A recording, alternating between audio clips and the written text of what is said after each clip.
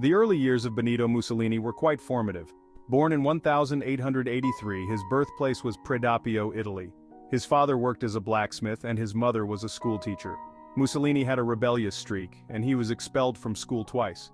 As a young man, he embraced socialist ideas and even worked as a socialist journalist. Mussolini's early life was marked by both poverty and ambition. These experiences shaped his worldview and influenced his later political career.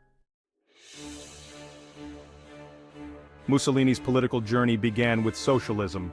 Born in 1883, he was deeply influenced by his father's socialist beliefs and the political climate of early 20th century Italy.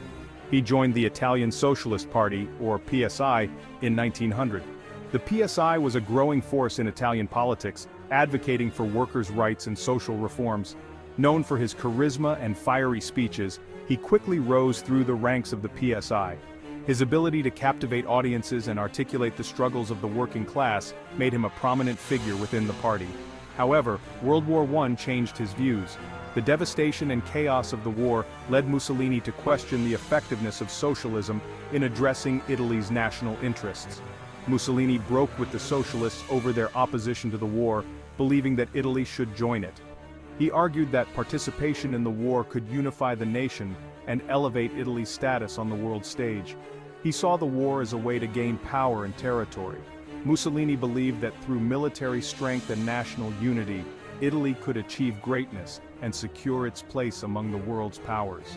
In 1919, Mussolini founded the Fascist Party, which was a mix of nationalism, authoritarianism, and anti-communism. The party's ideology was a stark departure from his socialist roots, emphasizing the importance of a strong, centralized state. This new political movement appealed to Italians who were disillusioned by the war and economic hardship. The post-war period was marked by economic instability, social unrest, and a loss of faith in traditional political institutions. Mussolini's promises of national rejuvenation and economic revival resonated with many Italians, leading to a surge in support for the Fascist Party. His vision of a powerful, united Italy offered hope to those seeking stability and a sense of purpose in the aftermath of the war. Italy faced many problems after World War I. The war had devastated its economy, leading to high unemployment and social unrest. Returning soldiers struggled to find jobs and the government was weak and unstable. With many political parties unable to agree on solutions, a power vacuum was created. Italians felt betrayed by the Treaty of Versailles, believing they didn't get the territory they deserved. This added to the national humiliation and resentment. Mussolini exploited the chaos in Italy, promising to restore order and stability. He appealed to Italian nationalism, vowing to make Italy great again. Using propaganda and violence, his supporters, known as blackshirts, attacked socialists and communists, intimidating opponents and creating a climate of fear. Mussolini's message resonated with many Italians who were tired of the chaos and looking for a strong leader. They were drawn to his promises of national glory. Section 5, The March on Rome, a turning point in Italian history.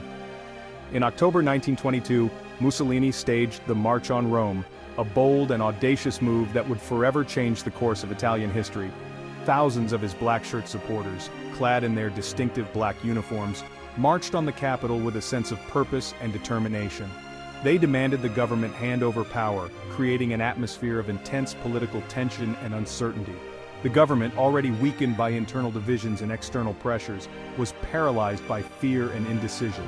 King Victor Emmanuel III, faced with the prospect of a violent confrontation, refused to use the army against the marchers.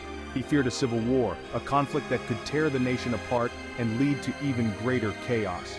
In this moment of crisis, he saw Mussolini as the only one who could restore order and stability to the country. The king invited Mussolini to form a government, a decision that would have profound and lasting implications for Italy. Mussolini became prime minister, a position that allowed him to consolidate power and implement his fascist agenda. This marked the beginning of his dictatorship, a regime characterized by authoritarian rule, aggressive nationalism, and the suppression of political dissent. It was a turning point in Italian history, a moment that set the stage for the dramatic and often tragic events that would unfold in the years to come. The March on Rome not only altered the political landscape of Italy, but also had far-reaching consequences for Europe and the world. Section 6. Mussolini's consolidation of power, establishing a totalitarian regime. Once in power, Mussolini moved quickly. He consolidated his control over all aspects of Italian life. He banned all other political parties. He established a one-party state. He crushed any opposition. He took control of the media. He used propaganda to promote his fascist ideology. He controlled education. He indoctrinated youth with fascist ideas. Mussolini's regime was totalitarian. It controlled every aspect of society. It suppressed individual rights. It glorified the state above all else. It used fear and intimidation to maintain control. Section 7. Life under Fascism. Mussolini's impact on Italian society and culture. Life under Mussolini's fascist regime was oppressive. Freedom of speech was non-existent. Critics were silenced. The press was censored. Education was used to indoctrinate children with fascist ideology. Mussolini promoted a cult of personality. He was portrayed as a godlike figure. His image was everywhere in posters, statues, and textbooks. He was Il Duce, the leader. While fascism brought order, it came at a high price. Individual liberties were sacrificed. Political opponents were persecuted. Italy was transformed into a totalitarian state. Section 8. Italy's foreign policy under Mussolini. Aggression and expansionism. Mussolini's foreign policy was aggressive. He wanted to restore the Roman Empire. He sought to expand Italian power and influence. He invaded Ethiopia in 1935. He used poison gas on Ethiopian civilians. He formed an alliance with Nazi Germany. They shared similar ideologies. They both believed in expansionism and military strength. This alliance would have disastrous consequences. Mussolini's foreign adventures led Italy down a dangerous path. It isolated the country. It damaged its reputation. It ultimately led to Italy's involvement in World War II. Section 9. The fall of Mussolini. Italy's defeat in World War II. Mussolini joined World War II in 1940. He sided with Hitler. He believed Germany would win. However, the war proved disastrous for Italy. Italian forces suffered heavy losses. The economy collapsed. The people turned against Mussolini. He was overthrown in 1943. He was imprisoned. Mussolini's dream of a new Roman Empire was shattered. Italy's involvement in the war had devastating consequences. It left the country occupied, divided, and in ruins. Section 10. The legacy of Mussolini, a complex and controversial figure. Mussolini's legacy is complex. He is a controversial figure. Some admire him for bringing order to Italy. They credit him with modernizing the country. However, his crimes outweigh any perceived achievements. He established a brutal dictatorship. He suppressed basic freedoms. He led Italy into a disastrous war. Mussolini's legacy serves as a warning. It shows the dangers of fascism and authoritarianism. It highlights the importance of democracy, individual rights, and the rule of law. Section 11. Lessons from history, the dangers of fascism and authoritarianism. Mussolini's rise and fall offer important lessons. His ascent to power was marked by a combination of charismatic oratory, manipulation of public fears, and the promise of restoring national pride.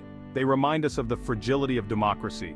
Democracies can be vulnerable to internal and external threats, especially when citizens become complacent or disillusioned with their political systems.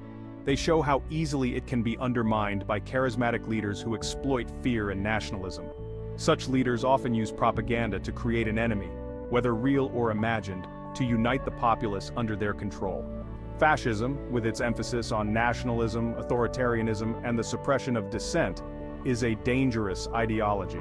It thrives on the suppression of free speech, the elimination of political opposition, and the centralization of power. It is important to recognize its signs and to combat its resurgence in any form. Modern movements that echo fascist ideologies must be identified and opposed to prevent history from repeating itself.